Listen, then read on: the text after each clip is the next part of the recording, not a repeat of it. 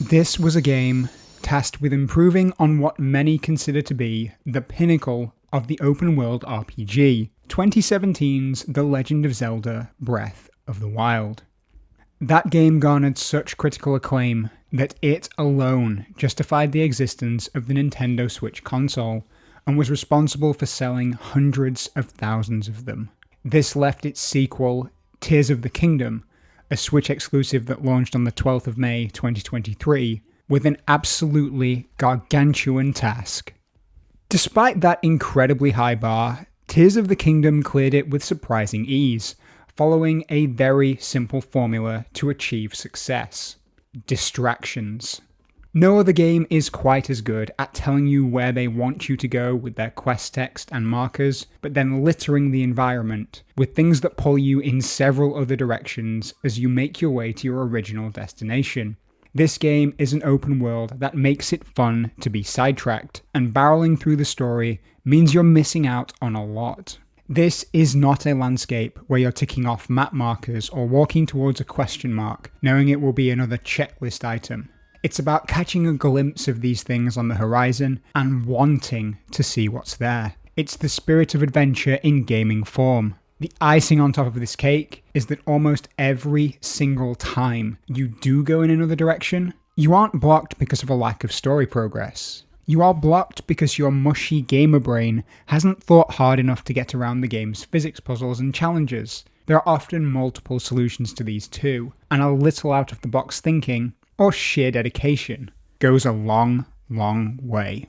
Breath of the Wild did all these things, but this game expands on that world and your ability to explore it in such a way that this is more than just a token sequel. It's the worthy monarch of the open world genre. It perhaps makes the most sense to start with this game's weakest area, its story. This has been massively improved since Breath of the Wild, yet it's still ultimately a tale about a heroic warrior trying to save a princess. The game begins with Link and Zelda exploring under the castle, only for an ancient evil to arise. Link awakens weakened on a floating island in the sky, and you must work your way across Hyrule, searching for the princess while helping the citizenry. The backbone of this tale is quite literally a legend involving Zelda, told via flashbacks and echoes of the past, as Link wanders around in the present. Perhaps the kindest spoiler-free thing I can say is that this game adds a level of intrigue to the mundane save the world of the plot. There are enough dangling threads until you make your final move against the Demon King, and that it feels sufficiently interesting to learn the history of Hyrule that foreshadows the events of the present. The flaw in this comes in overall game design, as there is no fixed order in which you do certain things, like clearing temples or finding memories. As such, some of this content is overly generic, like the Sage Awakenings. Further, the memories found in the geoglyphs can be picked up out of order, so it's not uncommon to see something and not have the required context to fully understand it yet. You can even spoil certain elements if you do some of these before other parts of the story. The best example of this is for me to tell you do not go straight for the Master Sword. My final gripe is just how mixed some of these character voices are. Only a handful of the English voices fit well with their respective character aesthetics. This is entirely subjective on my part, yet it created a weird disconnect between the character and voice. For example, the big-bodied Yunobo's voice should be gravelly and deep, yet it comes across much more juvenile. Link! We've got to save her, Goro! This is further hampered by poor lip-syncing, at least for the English audio. The side quests here are a little better. These are varied from the usual fetch and kill quests, to some that require you to use your head and interact with the environment. Most are quite open to interpretation, and don't just appear as markers on your map. The most prominent of these are the game's shrines, which are mini-dungeons that provide items that can be used to upgrade your maximum number of hearts or the number of stamina wheels you have. These also act as fast travel points in the world to assist with exploration. There's a good mix of difficulty and challenge across all the 152 shrines, and while there were some hard ones I had to focus on, you can almost always find a workaround for the shrine's intended solution, like ignoring pressure pads mechanics and cheesing them with bombs. In order to get past most of these, you'll need a basic understanding of physics and some practice with the new abilities that are introduced in this game. This includes the ability to fuse certain items onto the decaying weapons you find to increase their power. You also need the dexterity to move certain items in the world freely, and a bit of guile to know to swim upwards through solid objects. The last power on that list really took some getting used to, as it's incredibly counterintuitive to stand underneath a solid object and think you can dive upwards. It goes against what my brain expected and is used to, and I would often forget this was an option when stuck in a well or a cave and wanting to get out. The standout of these powers is by far the ability to piece together certain objects and create more complex ones, such as carts or simple flying machines. I am not a very creative person, so I appreciate when the game gives me something closer to a finished product, but I've seen some people online make some amazing creations using this mechanic.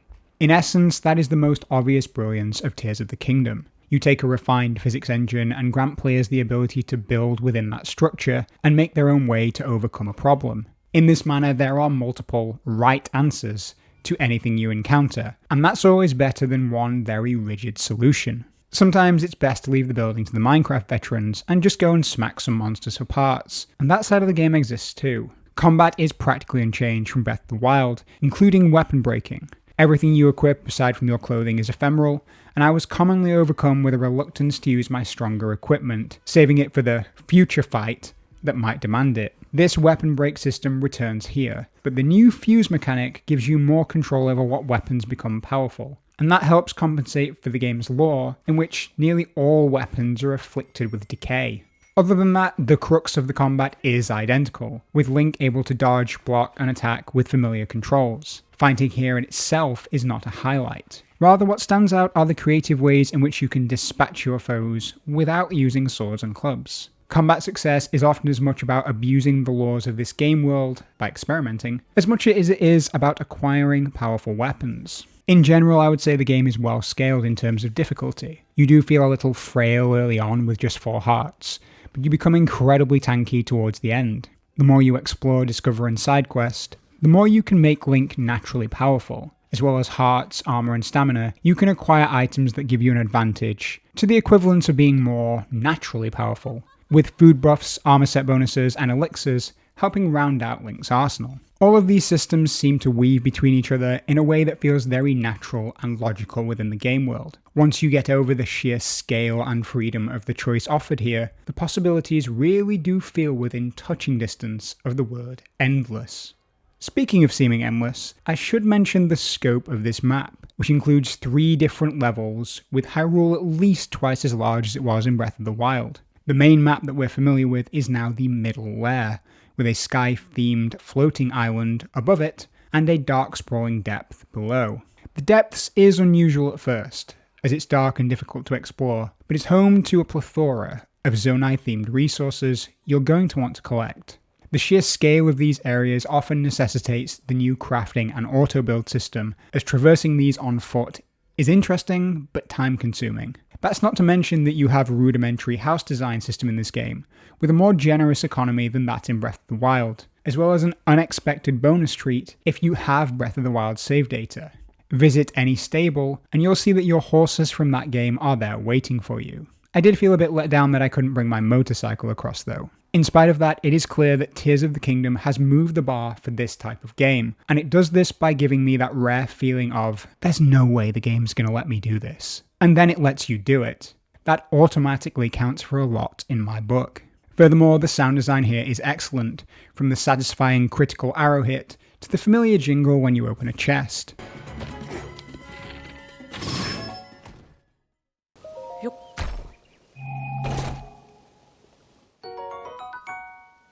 The game forgoes realistic graphics for a neat, cel-shaded visual that helps maintain the world and characters without trying to cripple the Switch in the process. It all just works in a way that feels like it borders on technological miracle. I do have some gripes here though too, such as the dissipation of Zonai objects if you travel too far or have them active for too long.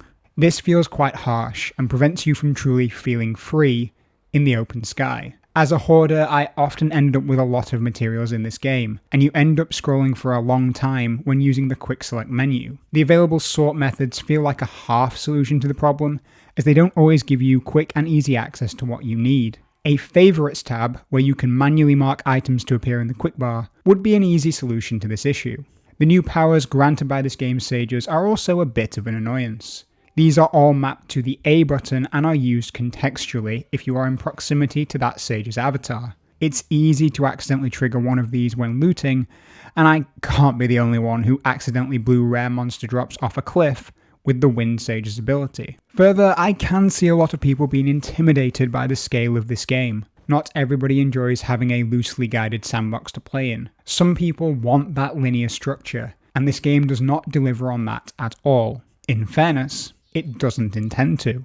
Another strong positive though is that there aren't massive performance issues other than a few minor FPS drops in crowded areas. It's a shame these mostly happen in combat, when you need stable frames the most, but at this point it's likely the hardware itself, rather than poor optimization. The Switch is a weak console by modern standards, and I can't name a recent Switch game that ran flawlessly. There is a lot more I could say about Tears of the Kingdom, but most of this experience is very familiar to those that played Breath of the Wild.